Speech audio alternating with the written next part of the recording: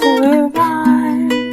Should all the acquaintance people cut and all things sign. For all things sign, my dear, for all things sign. We'll take a cup of kindness yet for all things sign. Welcome to the morning stand-up. I'm Stacy K, and today is New Year's Eve. New Year's for you guys tomorrow, Monday morning. This is the first episode of this podcast, and it's a thing that I'm planning to do every week for the rest of my life, I guess. I need to be putting more content out consistently as a comedian, and I have it on good authority that there's people who want to listen to the unhinged ramblings I happen to have that week. So I'll be covering a lot of different things, stuff that I watch, stuff that I read, and stuff that I'm thinking about. I just got done watching the Pittsburgh Steelers just beat the Seahawks like a rug. Seahawks don't like us now. They extra don't like. They've always hated. They're so mad that we beat them in the Super Bowl that they'll never let it go. I barely even remember that Super Bowl, but every time the Seahawks interact with me, Seahawks fans, they're all pissed. They're just like, fuck the Steelers. And Steelers, we have so many people that hate us. We're like, who are you, right? We got one more game left this year. We play the Ravens, and I think they're going to be resting Lamar Jackson because they've already got the first seed clinched. So I think we're going to have an easy thing in the playoffs. Stay tuned for next week, but it looks like we're going to get to go in and probably lose in the first round, which is preferable to not making at all.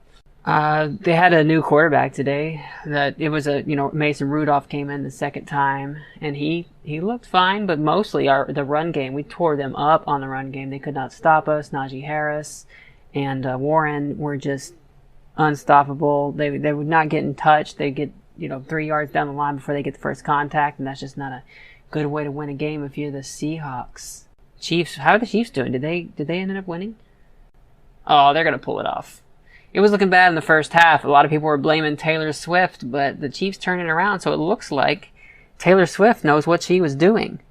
Right? Is she gonna get credit for that?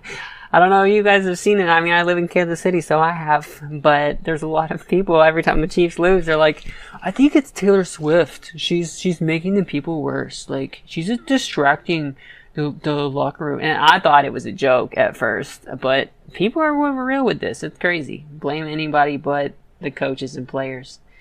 The Chiefs pulled this one out. And, of course, Taylor Swift is not going to get any credit for it. How are you doing? How was your 2023?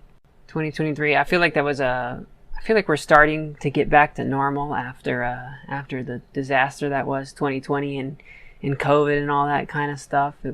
Things are kind of going back to normal. Companies are trying to make us go back into the office like nothing happened. My 2023 was it was eventful. A lot of things happened. I lost a lot of friends this year, I'd say. I mean, there's friend turnover. It happens, especially whenever you're a trans person who kind of like lost all your friends a long time ago. All the friends you make are new ones, and new friends have the highest turnover, I had a very successful year from a comedian standpoint. My proudest achievement was me and Robin Tran did a show in the New York Comedy Festival at the Stand, which is one of the nicest clubs in New York City, and we sold out the main room. We sold it out with like an hour left to go before the show even started, and everybody crushed. Robin was amazing. That's what we did in November, and that was the proudest thing I've done in comedy, and I'm supposed to go back to New York and try to sell out a bigger room in March, so we'll see if I can do that.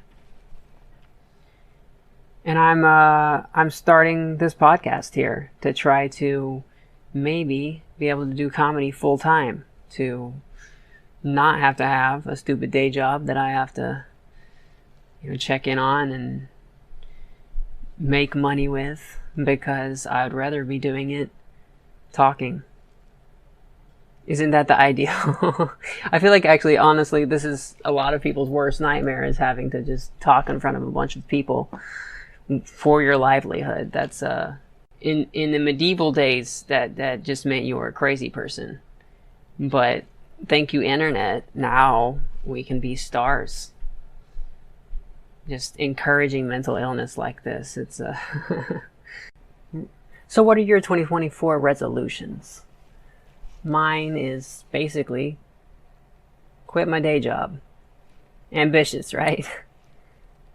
I want to suggest to all of my trans followers, especially trans female followers, get TSA pre-checked. It's important, because whenever you get pre-checked, they don't touch your dick. They don't care if you have a dick in pre-check. You pay the $70, fuck off free, lasts for 5 years, and you don't even have to take your shoes off anymore.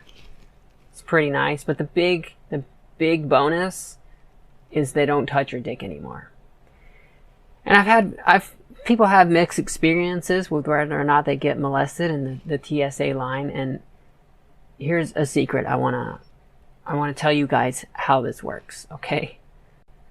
You're either hung or you're not, okay? Or you have not much.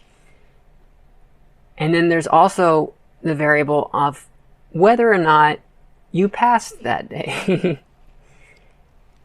And there's a few scenarios where you don't get molested as a trans woman.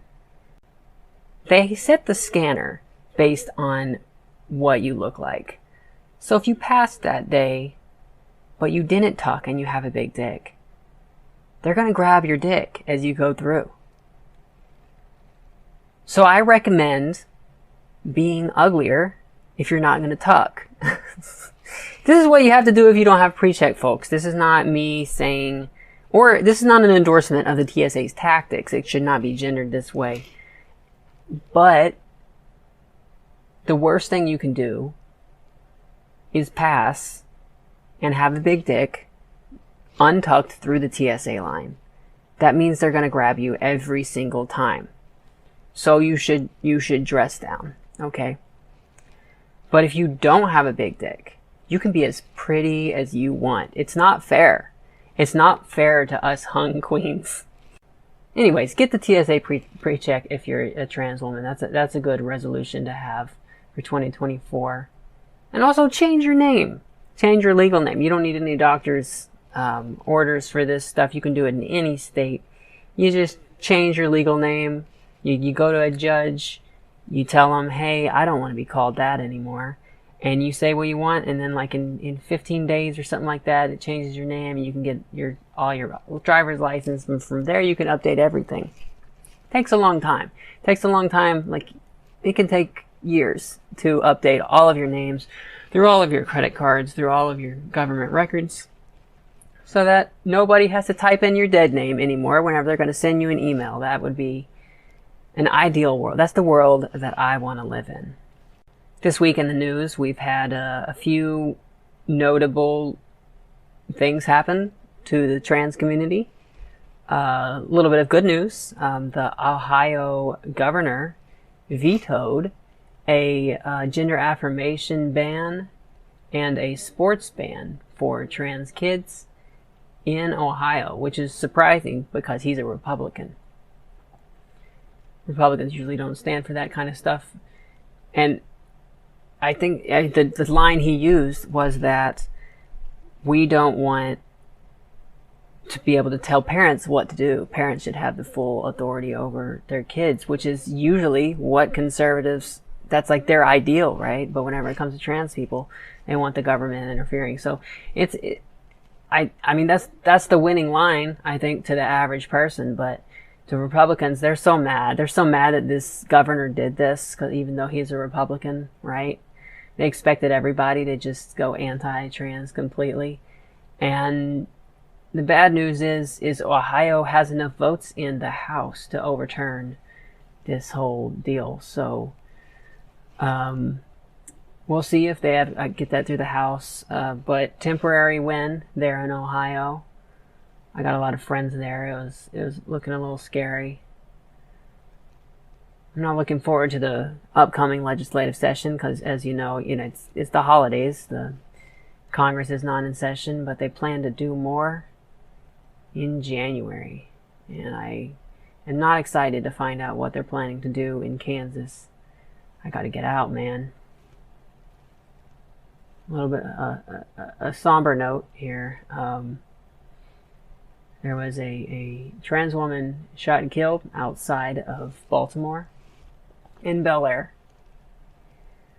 Her name was Megan Riley Lewis. It was at nighttime. Apparently, this dude was delivering her food, and according to the cops, he said, "Are you waiting for a food delivery, sir?" And Megan Lewis took offense to him misgendering her. According to the documents, Ellen drove away, but Lewis followed him on foot, and then the dude got out of the car with a gun and shot and killed her. Cops are not prosecuting this as a hate crime as of now. Right now, it's just second-degree murder. I don't really buy the story that she followed him to her car. That's crazy. Him to his car. I do believe that she got upset when she got misgendered, and I don't believe that he did it by accident. I don't think misgenderings really do happen by accident very often. I mean, they can. We can tell the difference. Trans people aren't stupid. Misgendering it's a declaration of aggression from anyone who, I mean, right here, this guy misgendered her and then shot her afterwards. I know a few people that knew her. They said she was a great person. She did a lot of community work. She helped so many other trans women, and they let the guy out on bail the day after it happened. You don't ever hear trans women shooting people for misgendering them. You never, ever hear that. And isn't it bizarre that this woman got shot for getting angry about getting misgendered? Which direction is the violence coming from, right? And instead, video, like the girl from GameStop, right? There's famous. Anytime one of us gets angry about getting misgendered, it's all over the internet. We don't ever see the times whenever we just took it and did nothing about it. So we'll be finding more about that in the coming weeks or months, I'm sure. Second-degree murder doesn't sound right. I feel like if you misgender someone and then shoot them, it's not a love crime. That's for sure. This upcoming legislative session in the rest of the country is pretty. I think they're going to get worse based on the stuff they filed ahead of time, which they filed a good amount of bills. They did the same thing last year, and then they ended up passing most of them, or at least a version of most of them. And I'm on my toes. I live in Kansas. I live in Kansas City, which is a border city between Kansas and Missouri, so both states I have to keep an eye on. Kansas passed last year. They passed redefining what womanhood is, right? And technically, anybody it goes entirely by birth sex, which is immutable and can't be changed. And according to the Attorney General, if I update my driver's license here, they'll revert me back to male, even though I've changed all of my documents to female. So I gotta get out. I gotta not be in Kansas anymore. And it's sad. It sucks being in a place where you know that you have to leave eventually. I don't wanna meet any more people. I don't wanna make any more friends here.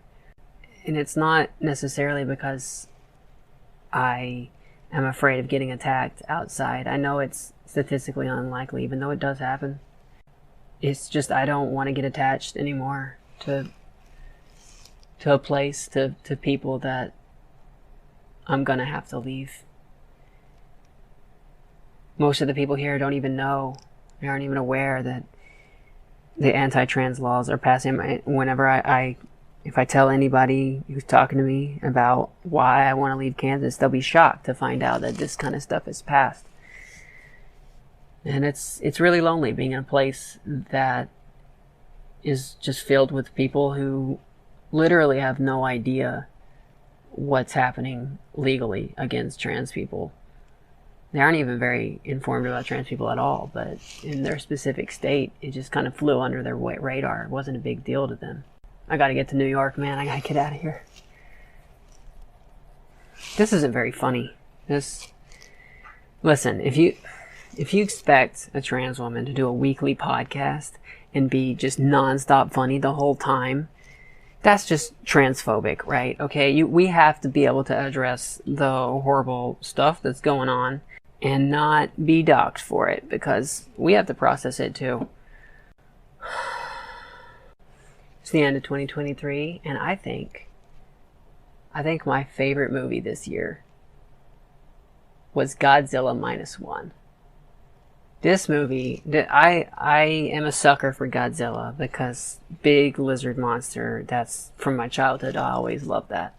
This is a Japanese movie, okay? So a lot of the Godzilla movies that get made, or at least the ones that we see, are American Godzilla movies. And we have a very different perspective on Godzilla, because we make Godzilla like a hero a lot of the time. Godzilla is like someone you kind of cheer for. But in this movie, Godzilla is terrifying. He's a personification of America, really, like in World War II, right? So America, from the Japanese perspective, they'd bomb Pearl Harbor. They would blow up our ships, and we would just build more and come back harder and faster. And it was, our manufacturing capability was beyond what they could comprehend, because we had a huge manufacturing capability. Just the way we set up everything in the war, we were just able to just pump out stuff nonstop. And in this Godzilla movie, it's set right at the end of the war, the first time you see it, and Godzilla shows up to an airplane repair area and just wrecks the place, kills everyone there except for 2 guys. And interesting twist about the movie is the government covered it up. The Japanese government they didn't want to freak everybody out. In World War II, when the first atomic bomb dropped, the government covered it up and pretended like it didn't happen, because they didn't want to scare everybody. And the whole movie of Godzilla -1, like, that's the beginning of the movie, is when Godzilla shows up and does his thing. The whole movie is the people having PTSD from the attacks and dealing with it. And man, it was great. Like, Godzilla starts to resurface like a few years later, and they got to figure out, like, what are we gonna do? He's headed towards Tokyo, right? And man, it was really good. I think everyone should go see it. I think it's definitely out of theaters now, and it's all in Japanese, and you got to read the subtitles. So bring your glasses, put your glasses on whenever you're watching it at home. I've been watching Fargo lately. Fargo season 5. It's got John Hamm from Mad Men. Don Draper. He's the bad guy. It's pretty cool. He plays a corrupt sheriff in is it North Dakota? Something like that. One of those dumb states. It's just like non-stop chaos in Fargo season 5. There's so many compelling characters, and they've all got, like, they're dynamic and they feel real. Their motivations are they're not one-dimensional. They're understandable, but then sometimes they surprise you, but in a way that makes sense. You don't see that on shows anymore these days. I mean, you do, on the good ones. Fargo has been one of my favorite. Every season is a completely different story, completely different characters, all that kind of stuff. It's not continuous at all. So you can just start on each season. The 4th one was in Kansas City. That was cool. That was in Kansas City, set in the 60s, I think it was. So back whenever there was more organized crime than there is today. And I just have a really good time with it. I like watching people die. They write them all with an ending in mind, right? They're not like how a bunch of shows do where they want to keep making it to where the characters go on forever. They'll introduce a character and then they'll kill them. Usually almost everyone dies in every season of Fargo. And finding out who's not going to die is the reveal for everybody. And I don't like, I always cover my eyes for the violence, but I like shows that write with an ending in mind. I don't want to see a show that's supposed to go on forever. I want to see a show that ends, and that ends well. I a lot of times won't watch shows at all until I've found out what the end was.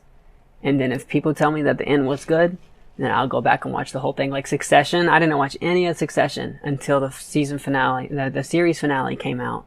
And everybody was like, oh my God, that was an amazing show. And I was like, okay, I'll watch the whole thing. I did the same thing with Game of Thrones, which is why I've never watched Game of Thrones. Okay, I watched a few episodes because people made me, but I didn't want to get invested because the ending is terrible. Lost already happened to me. This season 3 of Lost should have been the end. You got 3 more after that, and it's just nonsense. Nobody wants to see that. I don't have time for a show that lasts forever. I want to see a show that ends with a purpose.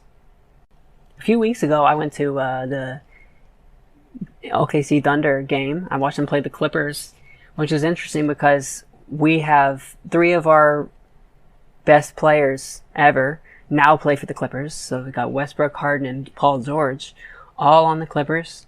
And now we just got a bunch of young dudes, young, skinny, long-armed dudes. And we beat them by like 30 points. Or maybe it was just 20 points. I don't know. It was a lot of points. Okay? And it was like, we made our former star players just look like scrubs. And I haven't seen us do that for a very long time. I think we're the best team in the NBA now. We are second in the West. And on this last few weeks, we've been beating everybody. We beat the Nuggets, which were the NBA champions, right? We beat the Timberwolves, they're the number 1 team now in the West.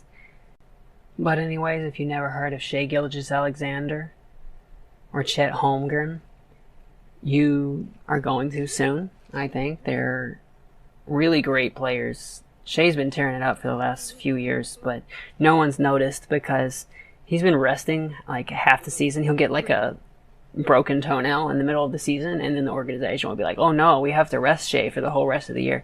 They're really just protecting him because, last year we didn't have a real chance at doing playoffs. But this year, unless he gets for real hurt, he's going to play the whole year. He's averaging like 32 points. I can't wait till the playoffs start. I hope we show up healthy. All right, so I sent out a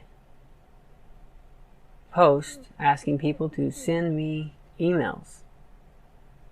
So now I'm gonna read some of you guys' emails, and sorry if I dox you.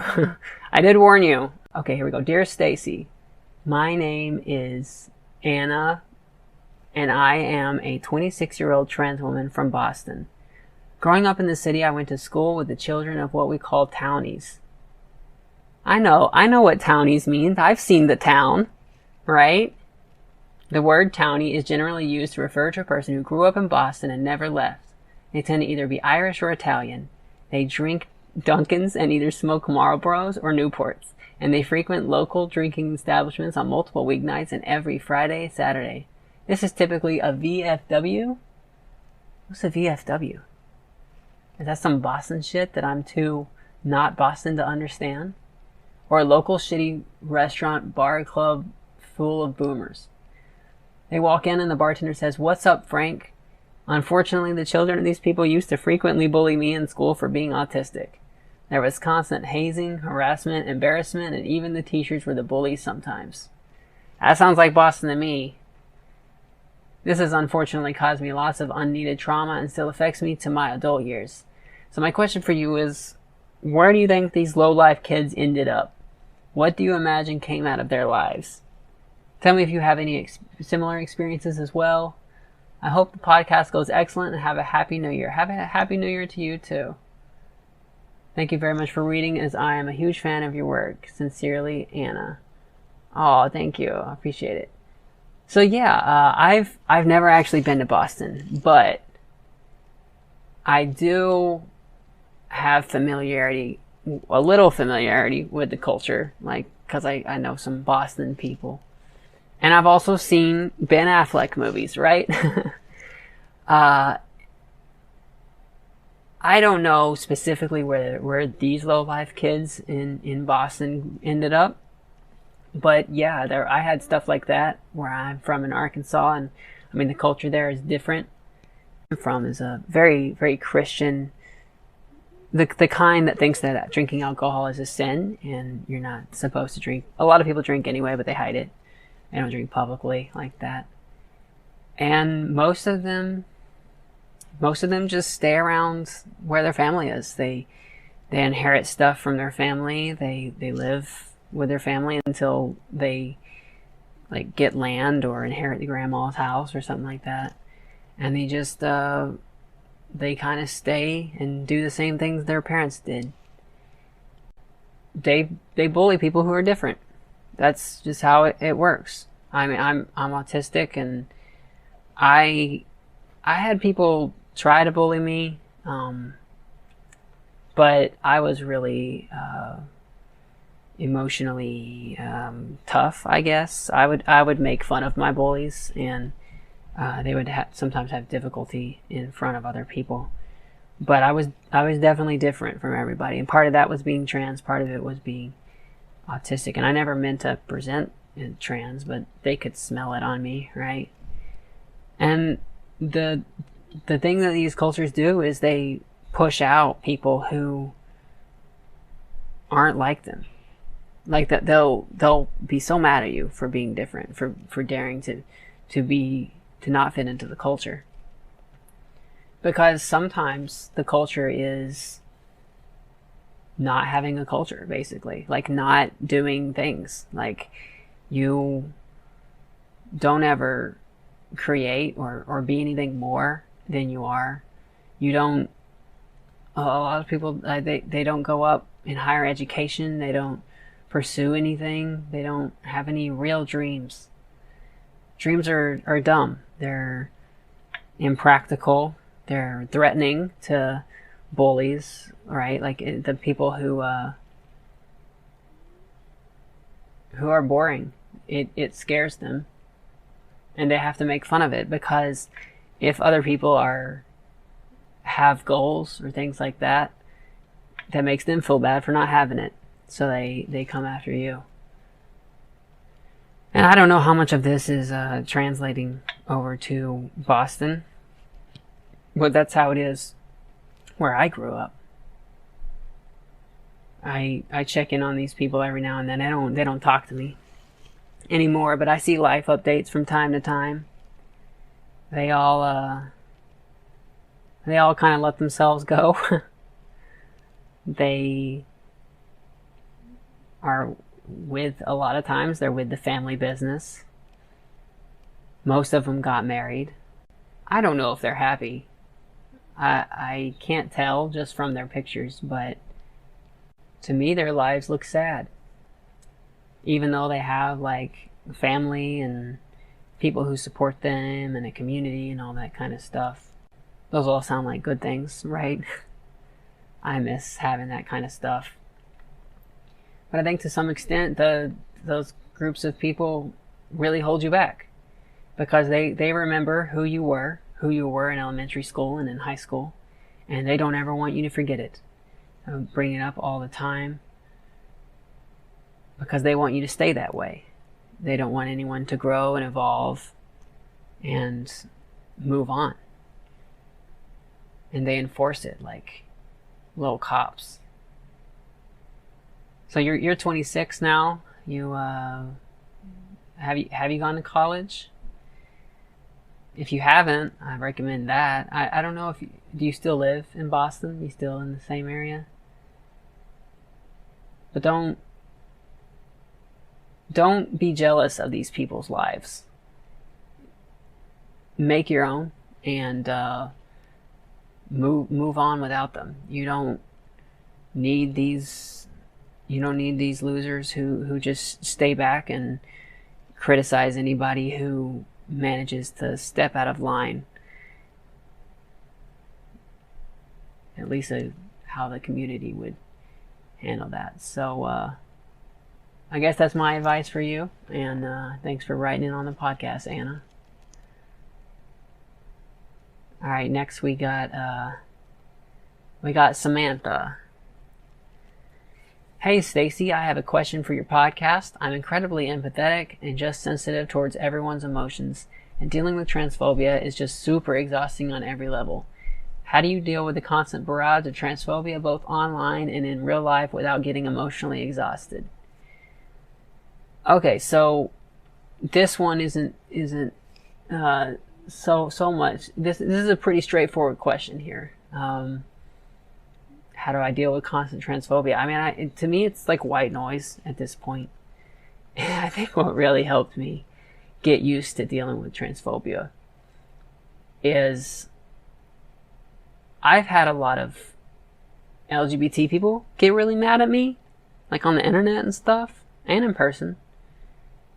And that actually hurts because these are people that I want to be my friends. These are people who should be on my side, and they'll hate me. Whether or not it's justified is up for debate. But that shit hurts. And whenever you have that, now whenever I see transphobia in my comments, I'm relieved because they're not queer people. They're hating on me, right? They're bad people that should hate me. So it's fine, right? And you have to, and you know, in your personal life, you have to deal with the transphobia. And in-person transphobia is scary because they can do things to you physically there. And being surrounded by it on a daily level can be really bad and really depressing. And I recommend moving to somewhere else where it's not like that.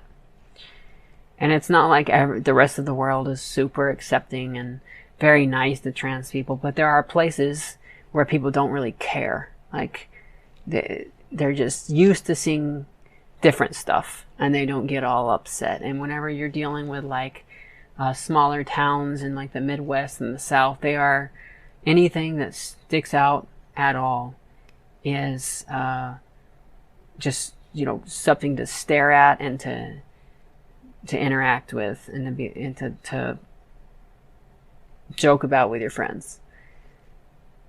And if you move to a bigger city where people are used to seeing different stuff, while they might not be like super friendly, they also probably won't have as much fun out of making fun of you.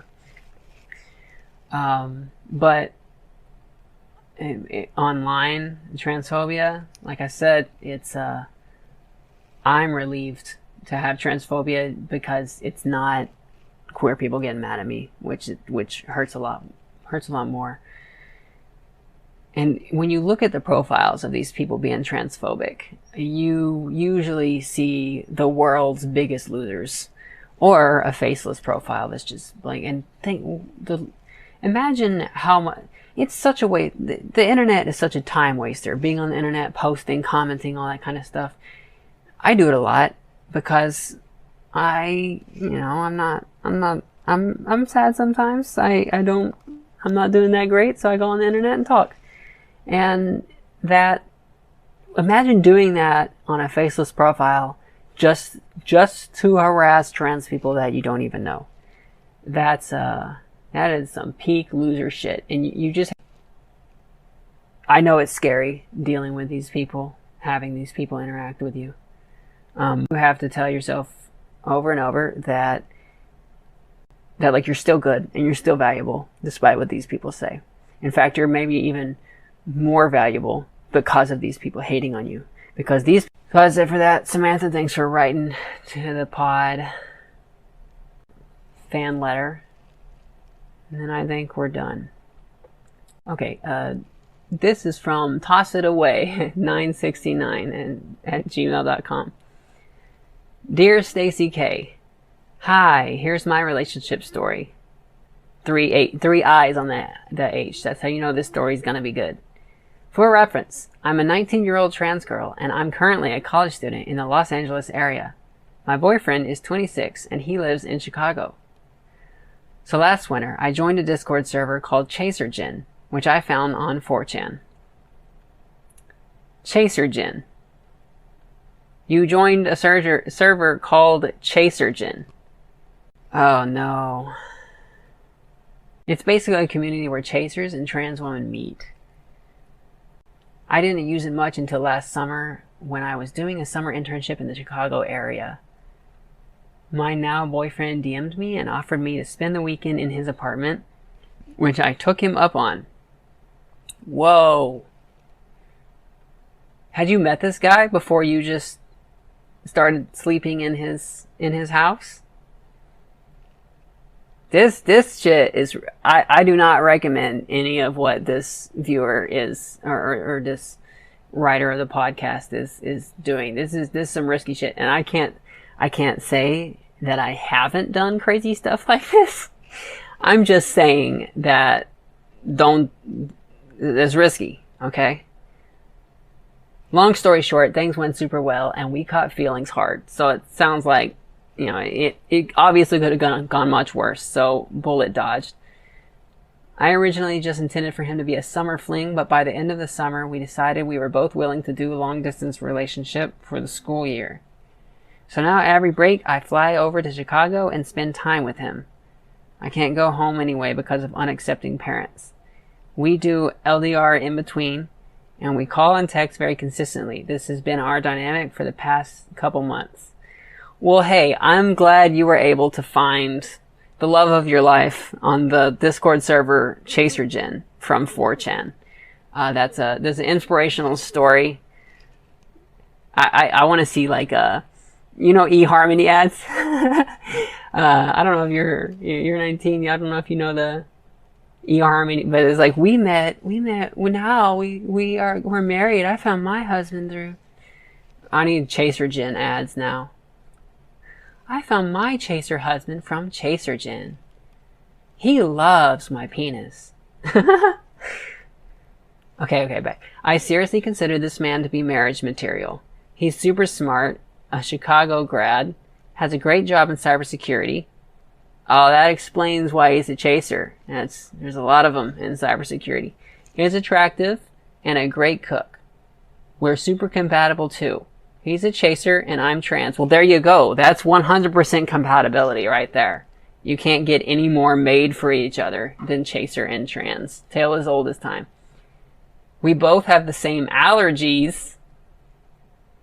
No, you don't. There's no way that two people have the same allergies. What? Are you kidding me?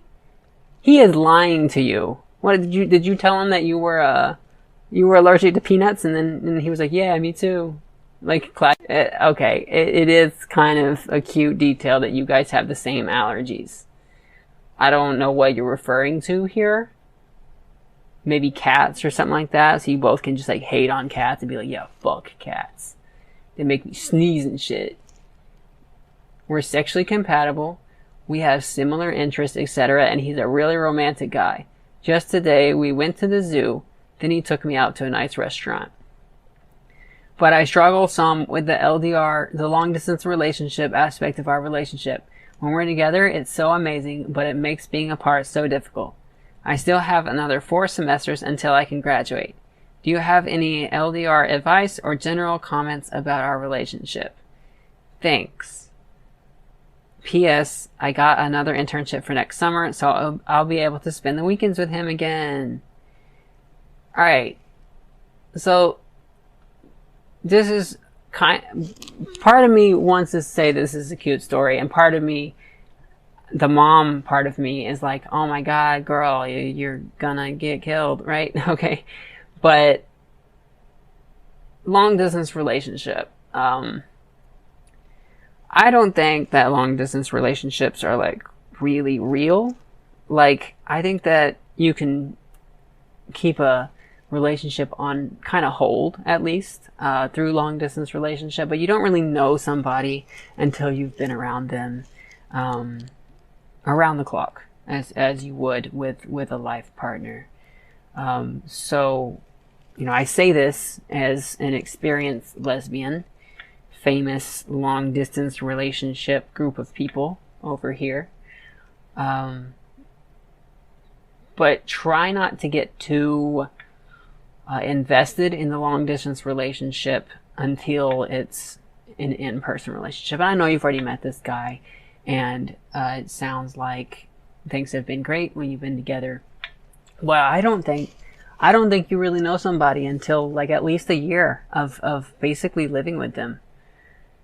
That's been my experience in all of my relationships. There's things about how the relationship can change after like a whole year with somebody that you don't really know until you find out. So whenever you're trying to hang out with or continue to date somebody from like long distance and then going in person, don't commit too much in the in-person, right? Because you don't know this, for all you know.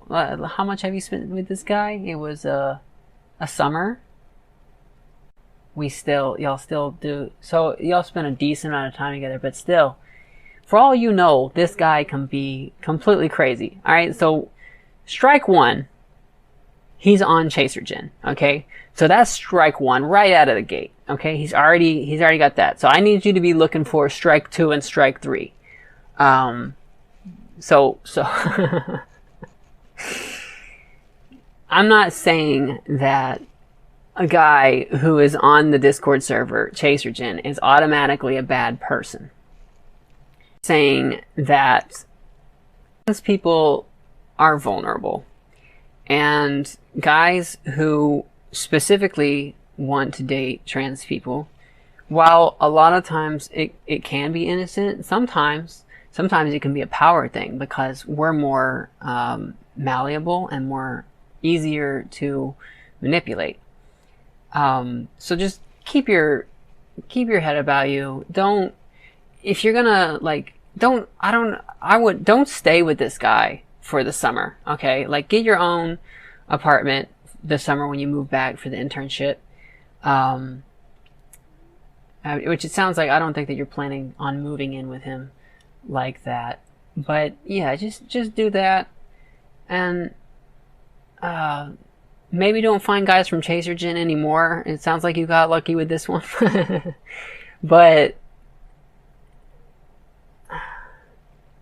and also you're young, baby. You're a 19-year-old girl. There's so much about the world left. And he's already gone through college. He's a graduate. You haven't even really entered college. Well, I think you just started college.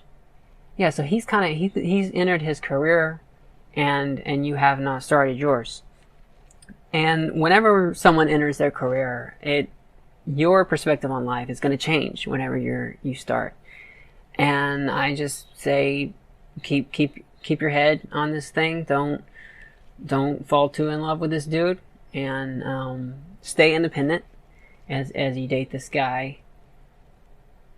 And make sure he's not lying about that allergy thing, because if he's lying about his allergies, he's lying about whether or not he's stealing your panties, okay?